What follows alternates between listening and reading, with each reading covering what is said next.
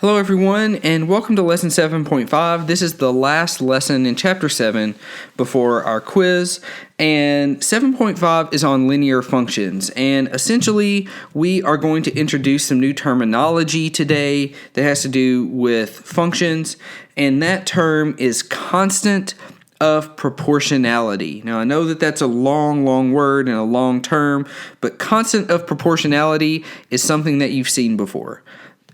Constant of proportionality is essentially another term for slope. So over and over in this section, you're going to be asked to find what is the constant of proportionality, or you'll be asked if, hey, is this equation proportional or not? And basically, if you are looking for those values, you are looking for the slope. If you know where the slope is, you're fine. Now, there are two examples of things that are proportional, and I have those written here. The first one is y equals 2x. Is this proportional? Yes, it is. All right, it has a direct correlation. And then if we're looking for the constant of proportionality, which I'm just going to abbreviate as COP, the constant of proportionality is just the slope, and we know where the slope is in our equations. It's always right in front of the x. That is 2. So, nothing really terrible there. Like, some of you are probably watching that and being like, oh, that's it? Well, absolutely. But that's all we have to do. Now, on to number 2, we have y equals x over 4. This is something else that, yes, this is proportional, right? We have a direct correlation, but we got to find the slope. Now, remember a couple things. One, if I wanted to write the coefficient in front of x, I could. And then the second thing is that remember that while I could write things as x over 4, that is still the same thing as me saying y equals 1/4 x. So just in case we've forgotten that fact, we didn't remember it, just take into account again that x over 4 is the same thing as 1/4 x. And the reason why that's important is because writing it as 1/4 x gives us our slope. And that tells us that our slope is 1/4, which means my constant of proportionality here is 1/4. So you might be looking at this and you'll say, hey, you've just given me two linear equations and you've told me that two linear equations are always proportional. So that means all linear equations are proportional. No, that's not the case. So let's take a look at 4 examples of things that are not proportional. All right, so the first thing that is not proportional is anything with a plus or minus on the end. If we scroll back up and look at our previous 2 examples, notice there's no pluses or minuses in that problem. So we cannot have something that looks like this, like 2x minus 4, x over 4 plus 3. Essentially, as soon as we do this minus 4 or plus 3 business on the end, we do not have a proportional statement. So, be careful, watch out for that. The next thing, what is not proportional? 2 and 3 kind of go hand in hand. That ties back to chapter 6. We cannot have any vertical line. We cannot have any horizontal line. So a vertical line example would be something like x equals 3. Just x being equal to a number. That is not proportional. That's what we call a constant. It stays the same. X is just 3. Also, a horizontal line, y is equal to -4. Something like that. You can't just have y equals a number or x equals a number.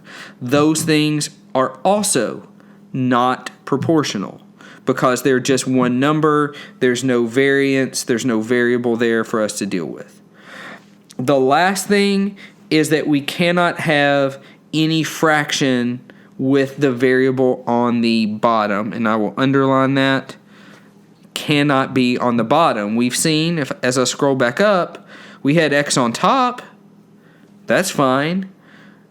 But we can't have something on the bottom, so I can't have something that looks like this. 3 over x. That doesn't work, right? I couldn't have like 3 over x minus 2. That doesn't work for a couple reasons, right? You can't have x on the bottom. You can't have pluses or minuses on the end. So please, please, please pay attention. No variables on the bottom. Those are a no-no. So essentially, if one of these 4 scenarios happen, you know that your equation that you're looking at is not proportional, and you have to move on. So let's look at some examples of this, and then we'll be done with the chapter. So the first thing that we have is asking which of these is a function, right? A, B, C, or D. So A says y equals 2x plus 4. Well, as I look at that problem, I notice immediately a plus 4 on the end. That means we got something that's not proportional. All right. Number 2, I have y equals 2 over x minus 3. I see 2 things. I see a minus 3 on the end, and I see an x on the bottom. Those are things that cannot happen. Those are not, right, proportional. Right, number 3, y equals 3. We mentioned that you cannot have that. And then that leaves me with y equals 4x, which is our answer. All right. Now, moving on to number 2, it says, what is our constant of proportionality? What is a constant of proportionality? Well, remember, constant of proportionality is the same thing as slope. So where's my slope? It's right there at -7. So what is my constant of proportionality? My constant of proportionality is just -7. Nothing more to that. All right.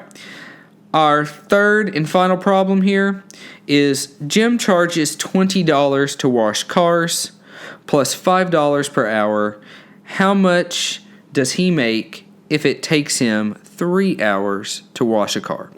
Well, the first thing that we have to do is we have to write our equation. Now, we've talked about this before, that a lot of times in problems, we're going to write that in y equals mx plus b format, where we have our flat rate here at b, and we have our variable rate here at m. So let's try to figure out things. It says Jim charges $20 to wash cars. All right, so $20 to wash cars plus $5 per hour. So $5 per hour, we've talked about that over and over. Whenever we see the term per hour, that ends up meaning for us, that's going to be a variable rate. That per hour tells me that, which then means that this is my flat rate.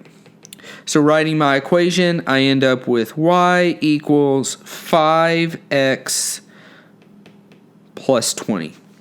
All right, so now we've written the equation. We know how much he's charging. He charges $20 plus 5 times however many cars he washes, or 5 times however many hours he works.